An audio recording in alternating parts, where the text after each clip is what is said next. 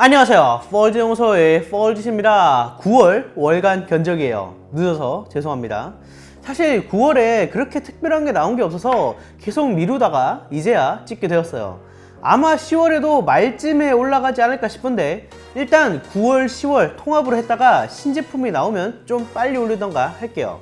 그리고 제가 감기가 걸려가지고 감기 조심하세요. 바로 진행해서 먼저 지난 8월을 돌아보는 시간이에요. 첫 번째로 RX 5700, RX 5700 XT 비레퍼런스 모델이 출시되었어요. 그런데 문제는 경쟁 제품인 RTX 2060 슈퍼나 2070 슈퍼의 가격이 많이 떨어졌다는 거예요. 그래서 사실상 동급이면 최적화된 게임이 많은 엔비디아를 추천드리는 편인데 RX 5700과 RTX 2060 슈퍼를 비교한다면 RTX 2060 슈퍼가 가성비적인 측면에서 더 낫고요.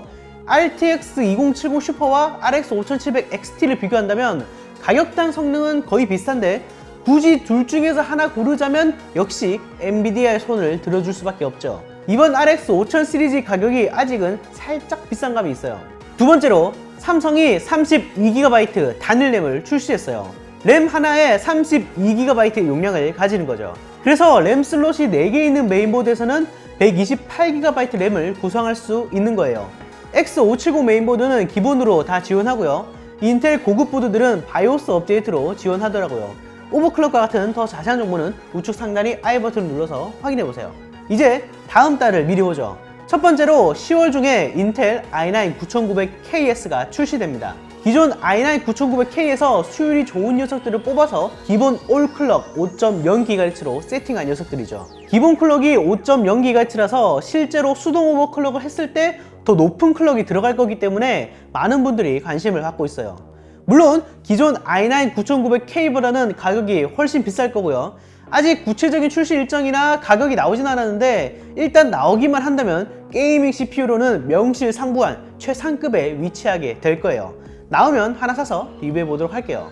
두 번째로 9월 말에 라이젠 9 3950X가 출시됩니다. 잠깐! 그런데 좀 바뀐 게 있어요. AMD가 21일 새벽에 3950X의 출시를 11월로 미룬다고 발표했어요. 수요가 많은 걸 알아서 그런 것 같더라고요. 기다린 만큼 가치가 있을 거라고 하는데 일단 11월에 스레드리퍼 3세대와 함께 나온다고 합니다. 무려 16코어 32스레드의 CPU인데요.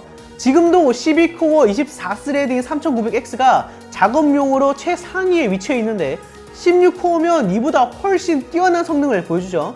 이것도 출시하면 제가 빠르게 구해서 리뷰해보도록 할게요. 세 번째부터는 루머인데 라이젠 5 3500이 10월 중에 출시된다는 얘기가 있어요. 태국이 한 매체에서 공개한 자료인데 라이젠 5 3500과 3500X가 출시된다고 합니다. 특이하게도 둘 다 6코어 6스레드고 3500과 3500X의 차이는 캐시밖에 없어요. 3500X의 캐시가 2배 더 많은데 실제로는 부스트 클럭도 더 높게 터질 거예요. 일단 3500의 가격은 자료에 따르면 16만원 정도라고 하네요. 중국이 자료도 유출됐는데 역시 인텔 i5 9400F를 저격하기 위해서 나온 것 같아요. 다음은 엔비디아 GTX 1650 Ti와 GTX 1660 슈퍼를 10월에 내놓는다는 소식입니다. 일단 GTX 1650 Ti는 GTX 1650과 1660 사이에 있다는 건데 사실 이 두 개의 성능 차이가 크긴 했어요. 기존 1650 대비 10% 정도 높게 GTX 1060 정도의 성능을 낼 거라고 합니다.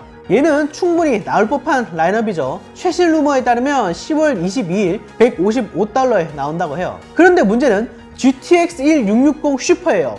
GTX 1660이랑 1660 Ti 사이의 성능을 보여준다는 건데 이 두 개의 성능 차이가 15% 정도거든요. 라인업이 너무 촘촘해지는 게 아닌가 하는 생각이 듭니다. 이거는 솔직히 잘 모르겠어요. 1660에까지 슈퍼가 붙으면 라인업이 굉장히 복잡해지거든요. 기존 1660을 단종하고 1660 슈퍼를 내놓는 방향으로 갈지도 모르겠어요.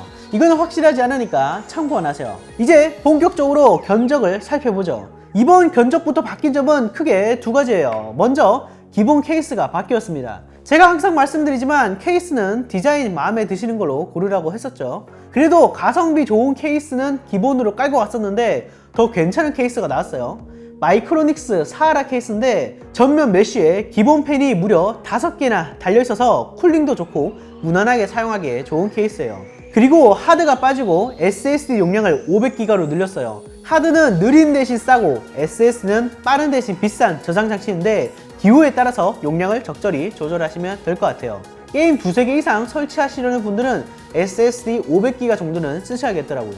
제 견적은 항상 말씀드렸다시피 게이밍 위주의 견적이에요. 비싼 가격대에 어떻게 하면 게임 프레임이 가장 높을까를 생각한 건데 작업용으로도 가이드를 만들어 볼까 생각은 하고 있어요. 궁금하신 분들은 댓글이나 이메일로 주시면 답변 달아드릴 수 있도록 할게요. 가격은 샵다나와 9월 20일 기준입니다. 근데 솔직히 다나와보다 행복 쇼핑이 더 싸거든요. 좀 번거롭긴 하지만 궁금하신 분들은 우측 상단 I 버튼 참고하세요. 먼저 30만원대입니다. 30만원대는 항상 똑같아요. 4코어 4스레드에 상대적으로 좋은 내장 그래픽이 들어간 2200G를 썼죠. 와, 근데 지난달에 비해서 CPU 가격이 조금 올랐어요. 그래도 여전히 2200G가 이 가격대에서는 최고의 선택이긴 한데 조금 아쉬운 부분이긴 합니다. 3200G랑 3400G도 나왔는데 성능 차이는 10% 정도인데 가격은 30%가 차이 나기 때문에 2세대가 더 좋은 선택이에요. 가격 차이가 줄어들면 그때 업데이트 하도록 할게요. 램은 내장 그래픽을 사용한 견적에서는 똑같은 용량의 램 2개를 넣으셔야 해요. 내장 그래픽 성능에 차이가 있습니다. 외장 그래픽 카드가 있다면 램을 어떻게 구성하든 별로 상관이 없어요. SSD는 SATA 방식 중 최고급에 속하는 MX500을 사용했고요. 이번에 SS 용량을 키우고 하드를 없앴는데 용량 조절은 자유롭게 하시면 돼요. 더 늘리셔도 되고 줄이셔도 되고요. 하드를 추가하셔도 됩니다. 케이스는 마이크로닉스 사하라 케이스인데 가격도 싸면서 구성이 더 괜찮더라고요. 이건 조만간 제가 영상으로 간단하게 소개해 드리도록 할게요. 근데 누누이 말씀드리지만 케이스가 여러분들이 시각적으로 만족할 수 있는 큰 요소라서 다나와 케이스 들어가셔서 인기 상품 중에서 디자인 마음에 드시는 걸로 고르시는 게 더 좋아요. 그리고 CPU 쿨러 말씀 안 드리는 이유는 기본 쿨러로도 충분하기 때문이에요. 간지를 위해서라면 다른 CPU 쿨러 사셔도 돼요. 다음은 50만원대입니다. 아까 30만원대에서 RX 570 4GB 그래픽카드가 추가되었어요. 집에서 사무 용도로 주로 쓰고 롤 정도를 원활하게 돌리고 싶다 하시면 이 견적으로 구매하시면 되겠습니다. 우측 하단에 주요 게임이 프레임 정보가 나오는데 괄호 안의 숫자 이하로는 대다수의 상황에서 프레임이 그 이하로 떨어지지 않는다고 보시면 돼요. 견적 보시는데 참고하시되 다른 게임이나 좀 더 자세히 알고 싶으시다면 유튜브에 CPU, 그래픽카드, 게임 이름 이렇게 검색하시면 많은 유저들이 올려둔 프레임 정보가 있으니까 참고하세요. 다음은 70만원대입니다. 6코어 6스레드의 i5 9400F가 들어갔는데요. 얘도 가격이 좀 올랐어요. 수요가 많아서 오른다고는 하는데 조금 올랐더라고요. 뭐 그렇게 큰 차이는 아니긴 해요. 메인 보드는 MSI H310 프로 BD 플러스 보드가 비록 H310이지만 전원부만큼은 탑급이에요. 웬만한 B360 보드보다 더 좋습니다. 제가 AS까지 다 고려해서 제품을 선정하는데 그럼에도 불구하고 이 제품을 쓰는 거는 다 이유가 있어요. 그래픽카드는 GTX 1660이 들어갔고요. 파워도 600W로 업그레이드 했습니다. 사실 이 정도만 쓰셔도 충분히 옵션 타입으로 웬만한 게임 다 돌릴 수 있는 사양이에요. 인기 그래픽카드였던 GTX 1060보다 10% 정도 더 높은 성능의 그래픽카드입니다. 다음은 80만원대입니다. 그래픽카드가 GTX 1660 Ti로 업그레이드 되었어요. GTX 1660보다 15% 정도 더 높은 성능이죠. 과거 1070과 비슷한 성능인데 이 정도면 가성비로 게임하기에 아주 좋은 성능이죠. 다음은 100만원대입니다. 그래픽카드가 RTX 2060 슈퍼로 업그레이드 되었어요. 성능은 80만원대보다 30% 정도 더 높습니다. 만약 QHD 모니터를 구매하신다면 적어도 이 정도는 구성하셔야 해요. 그런데 게이밍에서는 프레임 1이 더 중요하기 때문에 개인적으로는 FHD 모니터를 추천드려요. 그리고 라이젠도 알려달라고 하시는 분들이 많아서 100만원대에서 라이젠을 이렇게 맞추시면 돼요. 이 A320 메인보드가 전원부도 좋고 자동 오버클럭 기능인 PBO도 잘 작동하더라고요. 9400F와 다르게 6코어 12스레드로 스레드가 더 많기 때문에 영상 편집을 간단하게 하신다거나 스마트폰 에뮬레이터를 많이 돌리신다거나 하시는 분들에게는 인텔보다 더 좋은 선택이에요. 다음은 120만원대입니다. RTX 2070 슈퍼가 들어갔는데요. 9400에 2070 슈퍼는 게임에 따라서 병목 현상 오기 때문에 약간 비효율적인 구성이에요. 때문에 이 가격대에서는 라이젠이 가장 알맞은 구성이고요. 솔직히 이 정도면 웬만한 PC방보다 사양이 좋다고 장담할 수 있어요. RTX 2070 슈퍼가 GTX 1080보다 15% 정도 더 높은 성능이거든요. 100만원 견적보다 15% 정도 더 좋다고 생각하시면 되겠습니다. 다음은 140만원대입니다. 인텔부터 소개해드리자면 8코어 8스레드의 i7 9700F가 들어갔는데요. 찾아보시면 그냥 i7 9700이 있거든요. F가 붙은 거는 내장 그래픽이 없는 모델이에요. 9700과 9700F랑 둘 다 찾아보시고 가격이 더 싼 걸로 고르시면 됩니다. 외장 그래픽이 있으면 크게 상관이 없으니까요.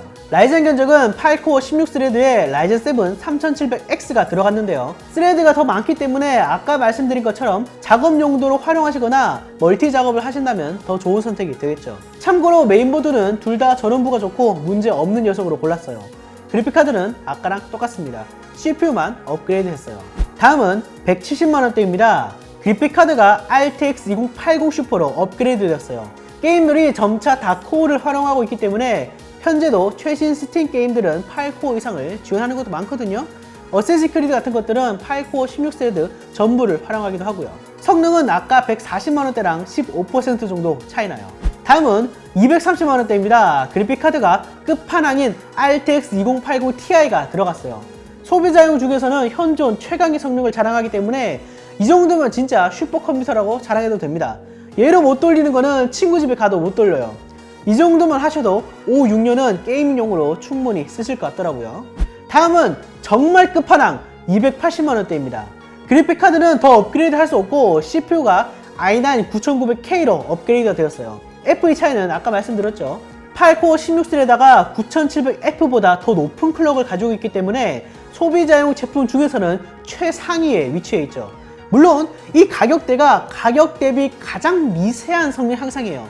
하지만 제가 유일하게 오버클럭도 꽤 가능하게 만들어 놨으니까 쓰시다가 성능이 부족하다고 느끼시거나 컴퓨터에 재미를 좀 붙이신다면 오버클럭을 시도해보는 것도 재밌겠죠. 케이스도 쿨링이 더 좋은 녀석으로 바꿨어요. 근데 얘는 발열이 좀 있어서 싸제 CPU 쿨러를 별도로 장착해 주셔야 돼요. 공랭 쿨러 중에서는 디쿨 어쌔신 3 쿨러 정도, 순행은 2열 이상 제품으로 선택하시면 될 것 같아요. 디쿨 겜맥스 L240 V2 정도면 무난해요.